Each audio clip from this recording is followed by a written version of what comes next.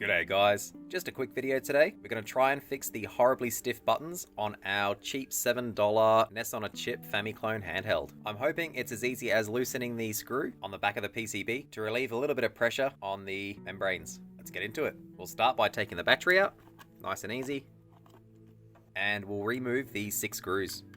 With the 6 screws removed, we should just be able to lift off the back case. There's nothing attached to it, so that's good. So here is the single screw holding the PCB to the case.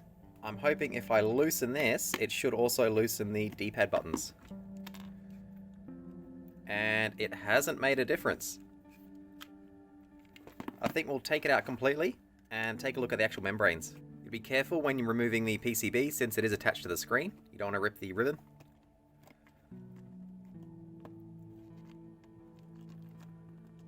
There's our screen, there's the PCB.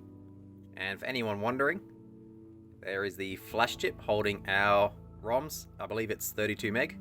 So we'll close that back up. So there's our little pads there.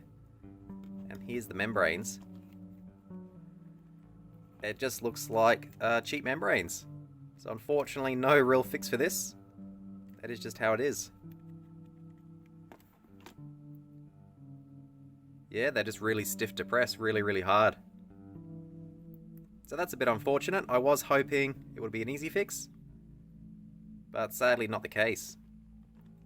A friend purchased the same Famiclone Handheld around the same time as me from a different seller, and I assume they will be pretty much the same, but when they showed me it yesterday, I noticed their buttons were incredibly better than mine. Super easy to press, nice and soft, very reminiscent of the original NES gamepad. It looks like they just used higher quality membranes in their device. It's worth noting they did pay more than $7 though. When putting it back together, just make sure you don't get any dust or fingerprints under the screen or on the screen, as that will be quite annoying. I'm just going to put the PCB back in.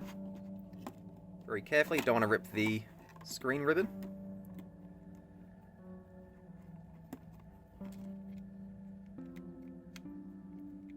There we go, that feels good. Turn it over and the screen's in nicely. Make sure the speaker's located. Put our single screw back in. Doesn't matter how tight you do it, you don't want to strip it, but apparently it has nothing to do with the quality of the membranes. Don't forget the power switch. You don't want to snap that little button off. There we go. And finally put the back case back on. And we'll screw it back together. With all the screws in, we'll put the battery back in, put the battery cover back on, turn it over, make sure it turns back on. And it does.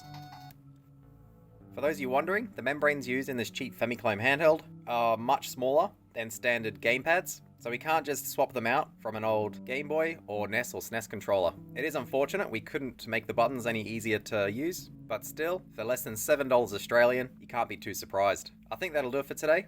If you have any questions or comments, let me know down below. Otherwise, thanks for watching.